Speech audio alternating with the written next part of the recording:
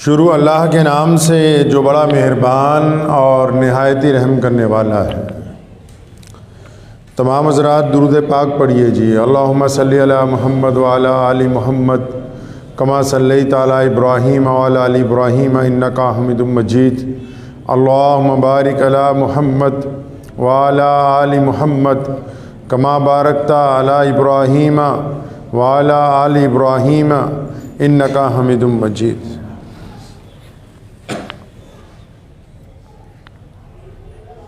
तू निशान बेनिशां है, तू जहान सरवरी है। तू निशान बेनिशां है, तू जहान सरवरी है। तुझे देखना इबादत, तेरी याद बंदगी है। माना के पुरखता हूँ पर हूँ तो बंदा तेरा। माना के पुरखता हूँ पर हूँ तो बंदा तेरा। गर चाहे तू निभा ले, तेरी बंदा परवरी है। अल्लाह तबारक व तआला ने जब इस कायनात को बनाया तो इंसान की फितरत में जो चीज़ें डाली, उनमें ये बात भी हमेशा अहमियत की हामिल रही कि हम जो काम कर रहे हैं वो मुकम्मल हो गया कि नहीं हुआ, या हमने जो पैगाम भेजा है वो पहुंच गया अपनी जगह कि नहीं पहुंचा। पुराने दौर में भी जब कासिद जो है ख़त लेके जाता था तो ख़त भेजने वालों को उस वक्त यकीन आता था जब वो वापस आके कहता था कि हाँ जी मैंने ख़त पहुंचा दिया है। और फिर डाक का दौर आया तो चिट्ठी के साथ एक कार्ड लगा के हुकूमत ने शुरू किया कि जिसको चिट्ठी मिल जाए वो कार्ड पर दस्तखत करके वापस डाकिए को दे दे, ताकि जिसकी चिट्ठी है उसको पता लग जाए कि चिट्ठी अपनी जगह पहुंच गई। अब भी 2021 में भी हम व्हाट्सएप पे किसी को मैसेज करते हैं तो बार बार देखते रहते हैं कि ये 2 लकीरें अगर नीले रंग की बन जाएं तो इसका मतलब उसने पढ़ लिया है। तो जब तक ये नीली नहीं होती तब तक तसल्ली नहीं होगी। यही मामूल इंसान की इबादत के साथ जुड़ा हुआ है कि जो बंदा अल्लाह तबारक व तआला के हुजूर सरबसुजूद होता है, नेकी करता है, तो उसको इस बात की फ़िक्र रहती कि मेरी इबादत कबूल हो रही है कि नहीं हो रही। जो मैं नेकी कर रहा हूँ ये अल्लाह तबारक व तआला के हुजूर काबिल कबूल है कि नहीं। मेरा नेकी करने का तरीक़ाकार दुरुस्त है, क्या उसमें अल्लाह और उसके रसूल सल्लल्लाहु अलैहि वसल्लम की रज़ा शामिल है। तो इसके लिए भी अल्लाह तबारक व तआला ने मियार तय किया, एक ज़ाविया तय किया कि किन लोगों की इबादत कबूल है, कौन लोग अच्छे हैं कौन लोग बुरे हैं। तो वो किसी से पूछने ना जाएं, बल्कि वो अपने गिरेबान में झांकें। उनका दिल जो है वो बेहतर फैसला करने वाला है कि आप अच्छे लोगों में हैं कि आप बुरे लोगों में। ज़ाहिरी असबाब में तरक्की किसको कहते हैं? कोई बहुत बड़ा आदमी बन जाए, किसी हुकूमत का सरबराह बन जाए तो क्या यह तरक्की है? क्या कोई बहुत बड़ा अफसर लग जाता है ये तरक्की है? या किसी के पास बहुत ज़्यादा दौलत आ जाती है तो क्या यह तरक्की की अलामत है?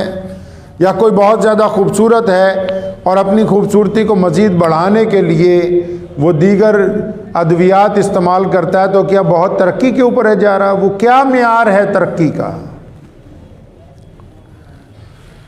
दुनियावी मियार जो हैं वो दीनी मियार से मेल नहीं खाते, लेकिन दुनियावी मियार भी आपके ज़मीर को बार बार झंझोड़ते हैं कि नहीं अभी कुछ बात कमी है, अभी किसी बात की कमी।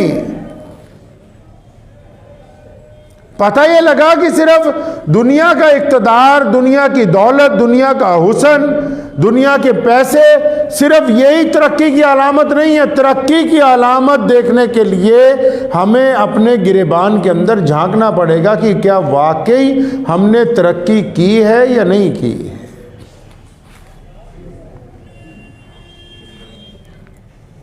मुझे बानो कुदसिया की एक बात याद आई, तो उनको किसी ने कहा कि फ़लाँ आदमी ने बड़ी तरक्की कर ली, तो फरमाने लगी अच्छा, क्या अब वो पहले से ज़्यादा अच्छा बोलता है? कह नहीं नहीं नहीं, उसने पैसे ज़्यादा कमा लिए हैं। कह रहे नहीं, क्या अब वो पहले से ज़्यादा लोगों के साथ इखलास से पेश आता है? नहीं नहीं, उसने गाड़ी महंगी खरीदी। मियार क्या है? इबादत की कबूलियत का क्या मियार है? बंदा इस बात को तय कर ले, अगर कोई ज्यादा दौलतमंद भी हो गया, अगर हम दुनिया को देखेंगे ना खुली नजरों से, तो इबरत का मुकाम सामने पड़ा है। इबरत की जब मैं बात करता हूं तो मुझे अबू लहब हमेशा याद आता है। उस बदबख्त ने हजूर अकरम सल्लल्लाहु अलैहि वसल्लम की शान में बेअदबी के लफ्ज नऊज़ बिल्लाह कहे थे, और मक्के के गवर्नरों में से आला दर्जे का था और बड़े हुक्मरानों में से था, और उसकी तूती बोला करती थी और उसकी औलाद उससे बड़ी मोहब्बत करती थी। लेकिन जब अल्लाह तबारक व तआला की नाराजगी नाजिल हुई, कुरान पाक में बाकायदा उसके ऊपर एक सूरत नाजिल की गई, तब्बत यदा अबी लहब व तब। जब अल्लाह की नाराज़गी शामिल हुई, ये हालत हो गई कि अपने वक्त के चौधरी के, बादशाह के जिस्म में कीड़े पड़ गए। घर के बंदे तो दूर, नौकर तक पानी देने नहीं जाते थे, खाना देने नहीं जाते थे। और जिस दिन मरा, 4 मजदूर पकड़ के लाया बेटा बाहर से, कि हाथ तो तुम भी नहीं लगा सकते, इसके गले में रस्सी डालो, कोई खड्डा खोदो बाहर, इसको खींचते हुए ले जाओ, उस खड्डे में डाल के ऊपर मिट्टी डाल दो।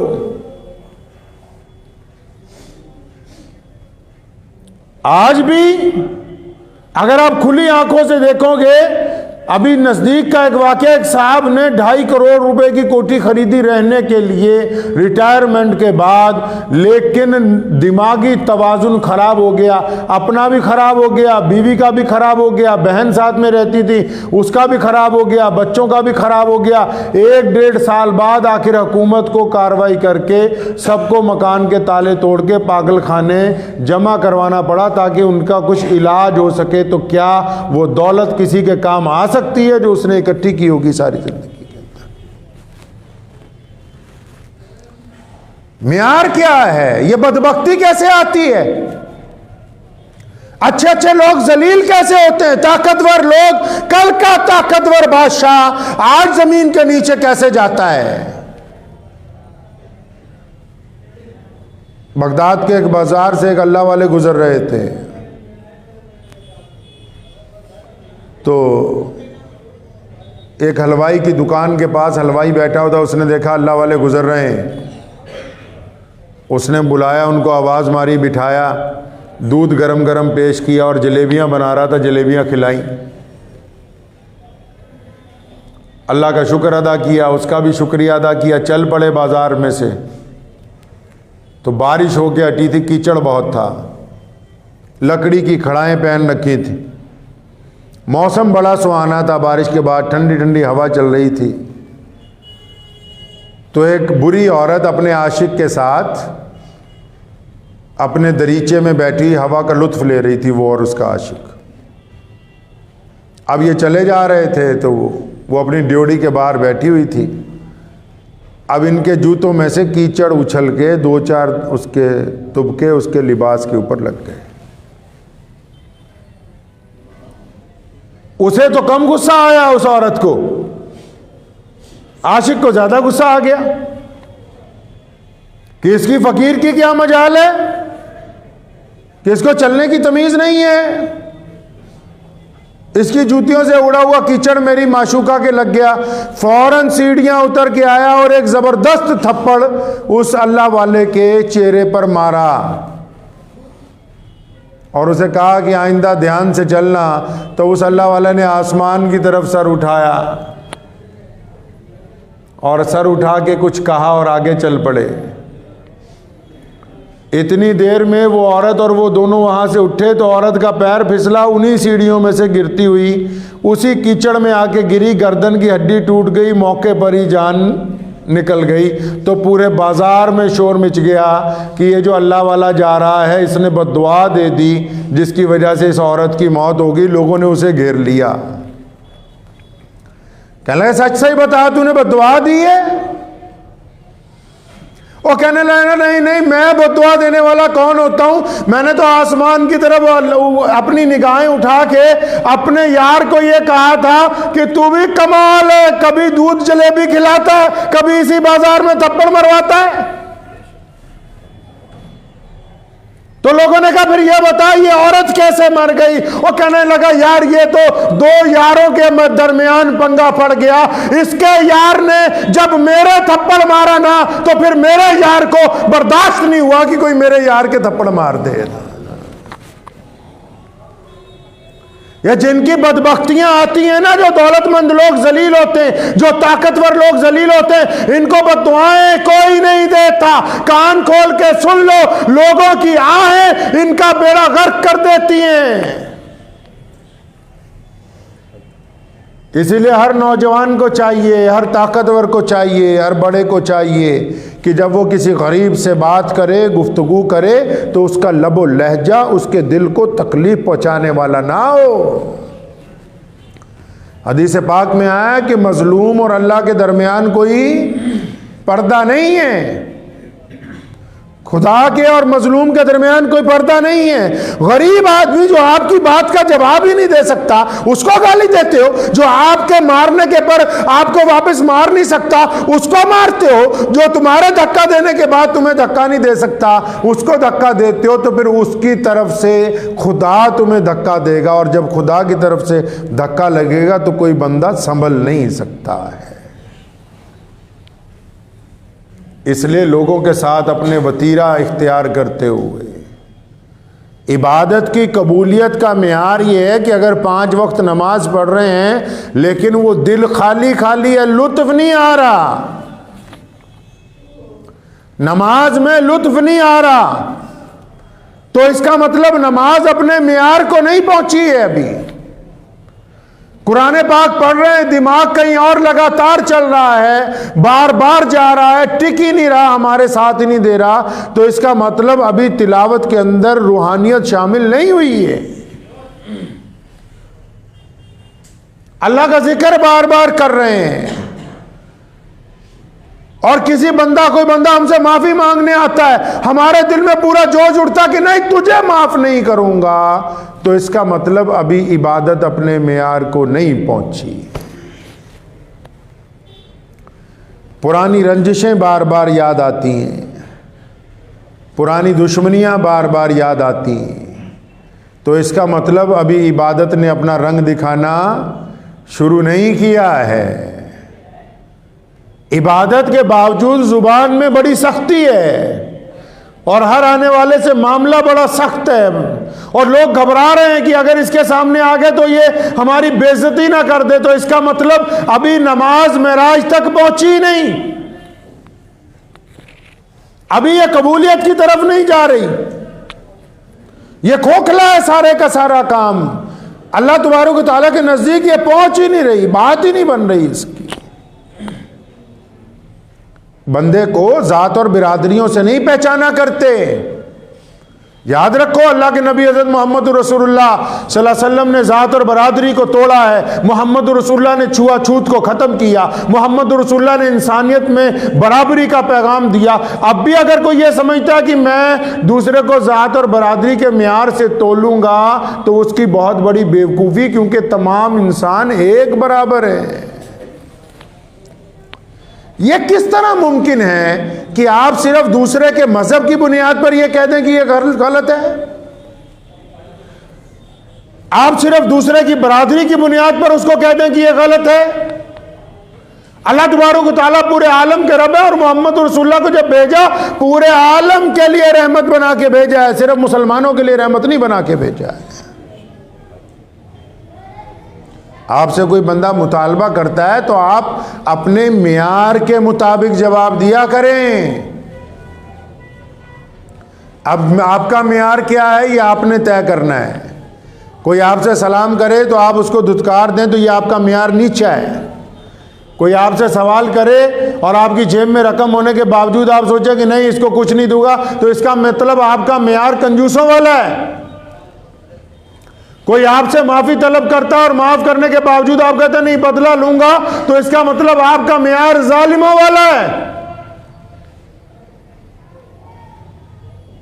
कंधार में एक हकीम साहब के पास कोई साहब गए, उन्होंने कहा मुझे फलां तकलीफ है। उन्होंने कहा बन तो जाएगी लेकिन अगर खालिस शहद तुमको मिल जाए। तो पूरी मंडी में घूमा, उन दिनों शहद नहीं मिला। किसी ने कहा कि सुल्तान महमूद गजनवी बादशाह, उसके पास दरबार में चले जाओ, सरकार के पास सारी चीज़ें रहती हैं खजाने में। तो वो अपनी छोटी सी डिबिया लेके बादशाह के दरवाजे पर गया। बादशाह तो मिलते नहीं है किसी को, चाहे कोई भी हो। बादशाह का पीए मिला, अयाज। उसने अयाज को कहा कि मुझे थोड़ा सा शहद चाहिए, तो क्या मिल जाएगा? तो अयाज क्योंकि बादशाह का खादिम था, कहने लगा शहद तो माशाल्लाह बहुत है हमारे खजाने में, माल खाने में बहुत कुछ रखा हुआ है, लेकिन मैं आप यहाँ रुक जाओ, एक बार बादशाह को पूछ लूं, उनकी इजाजत होगी तो मैं दे सकता हूं, मैं बजाते खुद मुलाजिम हूं। वो बंदा बाहर खड़ा हो गया। अब अयाज गया सुल्तान महमूद के पास। उसने कहा जनाब एक बंदा आया है, उसको शहद चाहिए, आजकल शहद का मौसम नहीं है, हमारे माल खाने में पड़ा हुआ है, आप इजाज़त दें तो ये उसकी डिब्बी है, ये उसका बर्तन है, इसके अंदर शहद डालना है। बादशाह ने अयाज के कंधे पे हाथ रखा, कहने लगा अयाज भाग के जाओ और पूरे 2 कनस्तर भरे हुए 2 डोल शहद के उस बंदे को दे आओ, बाहर जो खड़ा हुआ है। 2 खादिम ले जाओ, उठवाओ। शहद मांगने आया थोड़ा सा, और बादशाह कितना दे रहा है? 100 किलो, 50-50 किलो के कनस्तर। कहने लगा वो दोनों दे आओ। अयाज ने बड़ी हैरानी से पूछा, कहने लगा बादशाह हुजूर उसको 1 डिब्बी की जरूरत है और वो 1 डिब्बी शहद चाहता है, आप कहते हैं कि 2 कनस्तर दे दें। सुल्तान महमूद ने कहा अयाज वो अपनी हैसियत के मुताबिक मांग रहा है और हमको अपनी हैसियत के मुताबिक उसको देना है।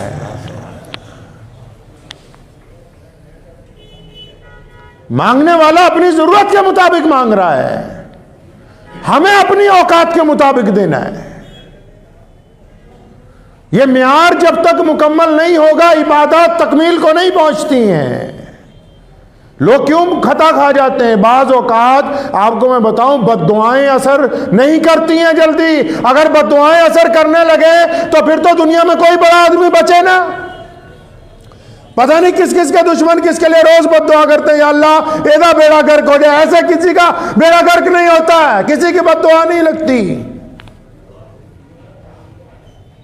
कईयों को सुबह शाम काम ही यही लगा हुआ है, बस तस्बीह पे तस्बीह पढ़ रहे हैं कि भी फलाने का बेड़ा गर्क हो जाएगा। अल्लाह अकबर, बद्दुआओं से बेड़ा गर्क नहीं होता। जब कोई बंदा किसी मजलूम के साथ ज्यादती करता है, सुन लें बात आप,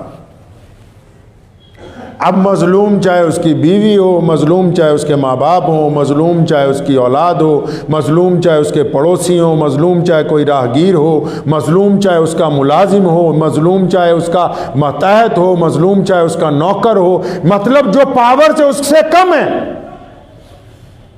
जो उसके आगे जवाब नहीं दे सकता, जो आपके आगे चुप है। मजलूम किसको कहते हैं हम? जिसकी चलती नहीं। आप कहोगे खड़ा हो जाओ, खड़ा ही रहेगा। आप कहोगे बैठ जाओ, वो बैठे ही रहेगा। आप कहोगे खाना नहीं खा सकते, वो नहीं खाएगा, क्योंकि वो डरता है। उसको पता है कि आप उस पर तशद्दुद कर सकते हैं, वो मजलूम है। आप गाली दे के चले जाएंगे, वो जवाब नहीं दे सकता। तो कई लोगों के बड़े बड़े घरानों का जो दिया बुझ गया, कैसे बुझ गया? बद्दुआओं से नहीं बुझा है। कई लाइलाज बीमारियों में फंस गए, कैसे फंस गए? कईयों का अच्छा भला चलता भला कारोबार भट्टा बैठ गया, चलते हुए काम का, सही सलामत काम का, बढ़िया काम का, बिल्कुल भट्टा बैठ गया। कैसे बैठ गया है वो? कुरान पाक में अल्लाह ताला फरमाते हैं वैलुल्ली कुल्ली हुमज़तिल लुमज़ा, फरमाया वैल है, तबाही है उन लोगों के लिए जो ऐब तलाश करते हैं, फिर उन ऐबों को दूसरों को बताते हैं, उन ऐबों के जरिए दूसरे की बेइज्जती करते हैं, दूसरे को डराते हैं, धमकाते हैं, दूसरे को चार लोगों के दरमियान कहते हैं तूने फलां काम गलत किया था, उसकी बेइज्जती करते, सामने वाला चुप है। बात यहां गुनहगार की नहीं हो रही, बात यहां गुनहगार की बेइज्जती करने वाले की हो रही है। हर एक बंदे को अल्लाह ताला ने मुंसिफ नहीं बना दिया है, हर कोई थानेदार नहीं बन गया कि वो तय करेगा कि सड़क के ऊपर कौन कहां खड़ा होगा, कौन नहीं खड़ा होगा। अल्लाह ने आपको थानेदार नहीं बनाया कि तुम थानेदारी करोगे घर के अंदर, मोहल्ले के अंदर, बाजार में। और जब तुम ऐसे लोगों के साथ ज्यादती करते हो, फिर जब कहते हैं कि घड़ा भर जाता है गुनाहों का, जब किसी ऐसे मजलूम की आह निकलती है ना, कई बार माँ की आह निकल जाती है, कई बार जिनको सताया जाता है यतीमों को, उनकी आह निकल जाती है, कई बार किसी गरीब पड़ोसी की आह निकल जाती है, कई बार राह चलता हुआ कोई परेशान बंदा जाता है, हमारे रास्ते में टकराता है और हमें पता है कि हम करोड़ रुपए की गाड़ी में ये मजलूम है और उसके बावजूद उससे बदतमीजी करके गुजरते हैं, तो उसकी जब आह निकलती है सब कुछ खिसक जाता है निकलते। हमारा मेयार भी तय हो जाता है कि आला तरीन महंगे कपड़ों में जरूरी नहीं है कि अच्छे लोग सफर कर रहे हो। किसी की खूबसूरती, किसी के कपड़े उसका मेयार नहीं तय करते, उसकी जुबान, उसकी आंखों की शर्म हया, गरीब के साथ उसकी मोहब्बत, अपने माँ बाप के साथ उसका किरदार, उसका मेयार तय करता है कि इस बंदे का मेयार क्या है। और फिर जिनका मेयार बुलंद होता है अल्लाह उनकी दुआएं सुनते हैं, पता है आपको। और जिनका मेयार बुलंद होता है, जब वो दुआ के लिए हाथ उठाते हैं अल्लाह उसको रद्द नहीं करते, उस दुआ को। अल्लाह तबारक व तआला अपने मकबूल बंदों की दुआ रद्द नहीं करते। ये बड़े बड़े पीर वली इसी तरह नहीं कहलाए, अल्लाह ने इनको मुस्तजीब दावत बना दिया। क्यों? क्योंकि इनका मेयार बुलंद था, मोहम्मद रसूलुल्लाह सल्लल्लाहु अलैहि वसल्लम की तालीमात पर अमल करते थे। हजूर सल्लल्लाहु अलैहि वसल्लम मदीना मुनव्वरा से गुजर रहे हैं, देखा भीड़ लगी, कोई लाठी लेके फिर रहा, कोई डंडा लेके फिर रहा, किसी के हाथ में तीर है। अब क्या बात हो गई? कहने लगे एक ऊंट है लोगों को काटता फिर रहा है। मोहम्मद रसूलुल्लाह ने कहा सारे हट जाओ। सहाबा ने कहा, अबू बकर ने कहा या रसूलुल्लाह आप हट जाएं, ये आपको काट लेगा। मोहम्मद रसूलुल्लाह ने सबको रोका, उस ऊंट के सामने खड़े हो गए, दौड़ता हुआ आया और हजूर सल्लल्लाहु अलैहि वसल्लम के कदमों में आके उसने अपना सर रख दिया और रोने लगा।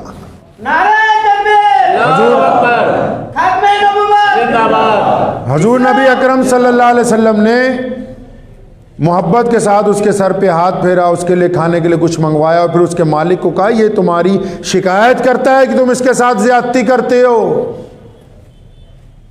हर जानदार शय वो ये चाहती है कि उसको एहतराम दिया जाए, इज्जतें दी जाए, तो इसलिए अपना मेयार दुरुस्त करना बहुत ज़रूरी है। हमारा मेयार हमारा ज़मीर है, बस इससे पूछ लीजिए कि हम क्या कर रहे हैं।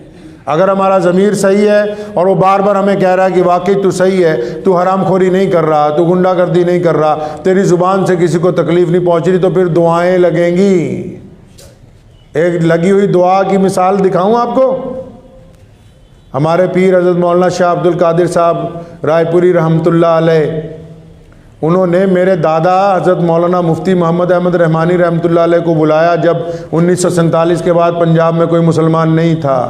यहाँ तशरीफ़ लाए मस्जिद में और फिर दुआ की कि इलाहुल आलमीन मैं इन बच्चों को यहाँ बिठा रहा हूँ, इनसे दीन की खिदमत आपने लेनी है, और फरमाया क़यामत तक आप इनको इज़्ज़त और एहतराम दीजिए, क़यामत तक आप इनको इज़्ज़त और एहतराम के साथ रखिए। तो दुआ लग गई।